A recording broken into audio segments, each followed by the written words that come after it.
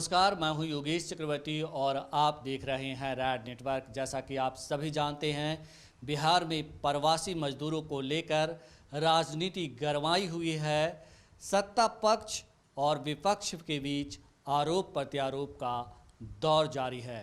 इस बीच बीजेपी से जुड़े एक नेता राजीव रंजन भारद्वाज ने बिहार के मुख्यमंत्री नीतीश कुमार और डिप्टी सीएम सुशील कुमार मोदी पर गंभीर आरोप लगाया है।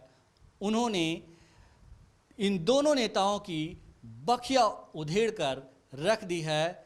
आप देखिए किस तरह भारद्वाज ने मुख्यमंत्री और डिप्टी सीएम को आईना दिखाने का काम किया है। जब प्रधानमंत्री जी ने लॉकडाउन का ऐलान किया, उस समय सारे मजदूर, सारे देश के लोग ये मान करके अपने आप को जिस अवस्था में थे, जहां थे, जैसे थे, वहीं रुक गए।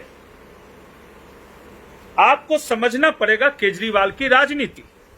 केजरीवाल को वोट लिया हो गया था, बिहार उनकी सरकार दिल्ली में बन गई थी, भारतीय जनता पार्टी हार चुकी थी, कांग्रेस का तो कहीं नामो निशान नहीं था। एक्चुअली आज के दिन में कांग्रेस की बी टीम है अरविंद केजरीवाल।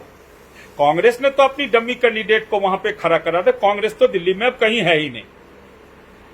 अब आप बताएं, रोज वो टीवी पे आप आकर के वो विज्ञापन देता था। सरकारी पैसों की बर्बादी थी, टैक्स पेयर के पैसों की बर्बादी थी। बड़े बड़े ऐसा कोई चैनल नहीं था कि उस लॉकडाउन के पीरियड में अरविंद केजरीवाल 3-4 बार ये कोरोना का बहाना बना करके वो अपना चेहरा चमकाने नहीं आता था।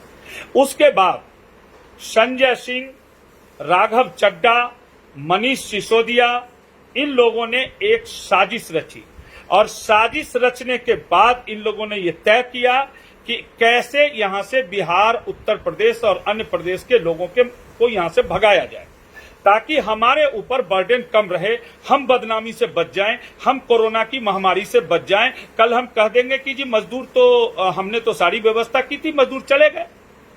उसने साजिश करके राघव चड्डा, जो दिल्ली जल बोर्ड निगम का चेयरमैन है, उसने सारी झुग्गी बस्तियों में पानी बंद करवाया, वहां पर बिजली कटवाई, वहां पर लाउड स्पीकर के द्वारा अफवाहें फैलाई गई और उसने कहा कि दिल्ली के आनंद विहार से सभी राज्यों के लिए ट्रेन और बस जा रही है, और सारे मजदूरों को पैनिक करके उसने आनंद विहार में लाखों लोगों को इकट्ठा कर दिया। हमारी केंद्र सरकार की एजेंसियां भी फेल हो गई कि उसके इस अफवाह को भांप नहीं पाई। मैं पूछना चाहता हूं एक बात, हर हमेशा फेडरल स्ट्रक्चर की बात आती है, राज्यों के हित, राज्यों के कानून की बात आती है। हो सकता है पश्चिम बंगाल, बिहार, उत्तर प्रदेश, दिल्ली सब अलग अलग राज्य हैं। एक बेहतर शासन व्यवस्था देने के लिए राज्यों का निर्माण हुआ, वहां पर जनप्रतिनिधि हैं, लेकिन सवाल यहां उठता है कि कोई राज्य का मुख्यमंत्री क्या इस तरीके से कर सकता है? क्या उसको इतने अधिकार संविधान में दिए गए हैं कि जिस समय चाहे इतनी बड़ी महामारी, इतना बड़ा खतरा, इतने 7 लोगों के साथ आप खिलवाड़ उसके जान के साथ कैसे कर सकते हैं? और सारे के सारे लोग चुप रह गए, किसी ने केजरीवाल के इस एक्शन पर कोई जवाब नहीं दिया। अब आप देखें, जोगी जी ने तो जैसे तैसे कंट्रोल कर लिया और जो लेबर को पैनिक किया गया, जो लेबर भागे, उस दिन से लेबर पैनिक हो गया और ये एक सोची समझी साजिश थी। नीतीश बाबू और हमारे वित्त मंत्री श्रीमान सुशील मोदी जी, आपको घेरने के लिए विपक्षियों ने एक साजिश दिल्ली में रची और उस साजिश के तहत ये लेबर लोग यहां आ गई। अगर आप उस समय समझ गए होते और उसी समय दिल्ली में व्यवस्था कर दिए होते तो ये लेबर भाग करके आज के पास, आपके पास मजदूर नहीं आते, आप उनको बेहतर व्यवस्था वहां दे सकते थे। आज कितनी बड़ी अराजकता हो गई। इस अराजकता के माहौल में कहीं खाना, अरे बोरा में कहीं खाना भर के दिया जाता है। आज कटिहार स्टेशन का मैं टीवी पे देख रहा था, कुछ चैनल वाले दिखा रहे थे किस तरीके से वहां से खाने की लूट हो रही है। हद है। कैसी व्यवस्था अभी तक, अगर आपके सरकारी पदाधिकारी अगर इस काम को नहीं कर सक रहे हैं तो भारतीय जनता पार्टी के पास उनके वॉलेंटियर्स हैं, उनके कार्यकर्ता हैं, उनके पदाधिकारी हैं, सिर्फ वीडियो कॉन्फ्रेंसिंग के द्वारा कोरोना की जानकारी लेने से समस्या का समाधान सुशील मोदी जी नहीं होगा। बिहार के लोग इस त्रासदी से जो ये मजदूर जो आए हैं बाहर से जो झेल रहे हैं, अरे साहब क्या मजाक बना के रखा आपने। क्वारंटाइन सेंटर बनाया, वहां आपने समुचित व्यवस्था नहीं की। वहीं पर जहां का जनप्रतिनिधि अच्छे हैं, जो संवेदनशील हैं, मैं तारीफ करना चाहूंगा। सरायरंजन विधानसभा के कुछ क्षेत्र के ऊपर स्कूलों पर जिन मजदूरों को रखा गया है वहां प्रॉपर क्वारंटाइन की व्यवस्था है, वहां भोजन की व्यवस्था है, वहां सैनिटाइजर की व्यवस्था है, क्योंकि वहां वो विजय चौधरी जी का क्षेत्र है। और लोग क्या कर रहे हैं, आपके जनप्रतिनिधि क्या कर रहे हैं, आपके विधायक क्या कर रहे हैं, आपके एमपी कहां हैं वो लोग? वो जाकर के मजदूरों को देख नहीं सकते? इतना बवाल मचा हुआ है, इतना हल। और अगर आप सक्षम नहीं हैं, आप कंट्रोल नहीं कर सकते हैं, तो केजरीवाल ने तो बॉल आपके पोस्ट में डाल दिया। कल तक जो आप जिस व्यक्ति को कह रहे थे कि वो भगोरा है, उसको क्वारंटाइन में रहना चाहिए, वो आप ही के खिलाफ रणनीति बना रहा था। और आप ये समझ के रखिए कि विपक्ष आपको अगले विधानसभा चुनाव में घेरने के लिए पूरी तैयारी करके रखा है। और जिस तरीके से भी होगा, जिस तरीके से उस कपटी ने दिल्ली का युद्ध जीता, उस तरीके से बिहार में आपको चित करने के लिए आएगा। और इसकी पूरी जिम्मेवारी नीतीश कुमार जी और सुशील मोदी जी को लेना पड़ेगा। बिहार में अगर एनडीए हारता है तो उसकी जिम्मेवारी सिर्फ सुशील मोदी और नीतीश कुमार की होगी। अब क्या कर रहे हैं? हर चीज के लिए केंद्र पर, हर चीज। अरे तो केंद्र ही आकर के बिहार सरकार को अगर चलाना है तो केंद्र ही आकर के चलाए। बड़ी बड़ी घोषणाएं कर रहे हैं। अरे प्रधानमंत्री जी ने जो 20 लाख करोड़ में जो कृषि को और जिस जिस चीजों के लिए जो उन्होंने पैसा दिया है, क्या वो पैसा सही रूप से उन गरीबों के ऊपर खर्च हो पाएगा? इसकी गारंटी आप देते हैं? इसके पहले क्या बिहार को फंड नहीं मिलता था? आपने क्या किया उस पैसे का? कैसे बंदरबाट किया?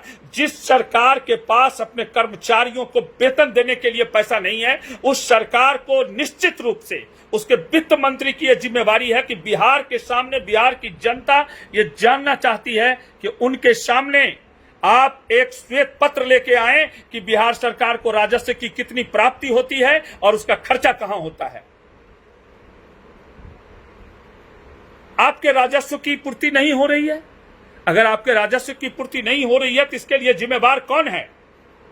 आप पैसा का बंदरबाट कर रहे हैं। जो गरीबों के लिए पैसा आया, जो गरीबों के इस महामारी में जो सरकार ने जो आपको फंड दिया है, उसको भी आप उचित व्यवस्था में खर्च नहीं कर रहे, चूंकि आपके अधिकारी भ्रष्ट हैं। उनको तो उसमें से पैसे निकालने हैं। तो केजरीवाल के गोल ने, उसके बाद बॉम्बे के अंदर आपके विपक्ष की सरकार बैठी है, वहां एक अफवाह फैलाया गया और बांद्रा स्टेशन पर भीड़ इकट्ठा किया गया। सबसे ज्यादा मुख्यमंत्री जी मध्यम वर्ग मर रहा है, जो आप लोगों के इज्जत के खातिर 2 महीना से घर के अंदर अपने आप को कैद कर रखा है। आपने कहा कि कंस्ट्रक्शन का काम, निर्माण का काम हमने खोल दिया। लेबर कहां से आएगी? कोई लेबर पूर्णिया है, अररिया है, कटिहार है, वहां से लेबर आना है। क्या लेबर के आने की परमिशन आपने दी पटना में? और आप लोगों ने जो लोगों को घर में बंद रखा और आज जो लॉकडाउन बढ़ाने की बात हो रही है, उसके पीछे सिर्फ एक कारण है, और वो ये कारण है मुख्यमंत्री जी, आपकी अकर्मण्यता। आपने लॉकडाउन को ठीक से लागू नहीं किया। अगर आप ठीक से संभल गए होते, आपने कर लिया होता, तो हम लोगों को आज घर में बैठा हुआ नहीं रहना होता। किसानों को तो आपने दे दिया। बड़े उद्योगपतियों के लिए तो 90,000 करोड़ बिजली कंपनियों को सरकार ने घाटा पूरा करने के लिए दे दिया। मध्यम वर्ग क्या करेगा? हर इंडस्ट्री 10, 20, 50, 100, 200 लोगों को रोजगार देती है। आपने उनके मुंह पे ताला। क्या आपको लगता है कि हर मध्यम वर्ग या हर परिवार के पास बहुत सारे पैसे हैं? गरीबों के लिए तो चलिए, आपने कहा कि 5 किलो अनाज दे देंगे, 10 किलो अनाज दे देंगे, 2 किलो आलू दे देंगे और मिर्चा दे देंगे और दाल दे देंगे। क्या दे देंगे, क्या दिया है, ये रिकॉर्ड पे है, कितने लोगों को दिया है। लेकिन मध्यम वर्ग क्या करेगा, इस पर भी विचार होना चाहिए। आज जिस चीज को लेकर के हम लोग खुश हो रहे हैं, खुश होना भी चाहिए कि एक कुशल नेतृत्व के तहत प्रधानमंत्री जी ने ये चीज दिया है, लेकिन आप उसका किस तरीके से उपयोग करेंगे, किस तरीके से बंदरबाट करेंगे, ये एक गंभीर प्रश्न है। फिर उन पैसों का बंदरबाट स्टाफ का सैलरी देने के लिए, रोजगार, आप रोजगार की बात करते हैं। तो देखा है आपने राजीव रंजन भारद्वाज किस तरह सरकार की बखिया उधेड़ कर रख दी है। कहीं ना कहीं आप पूरा वीडियो अगर देखे होंगे तो जितना हमला तेजस्वी यादव सरकार पर प्रवासी मजदूरों को लेकर नहीं किए हैं, उससे ज़्यादा राजीव रंजन भारद्वाज ने किया है और बिहार सरकार को आईना दिखाने का काम किया है। उम्मीद है सरकार इससे सबक लेकर प्रवासी मजदूरों के उत्थान के लिए, उनके हितों की रक्षा के लिए काम करेगी।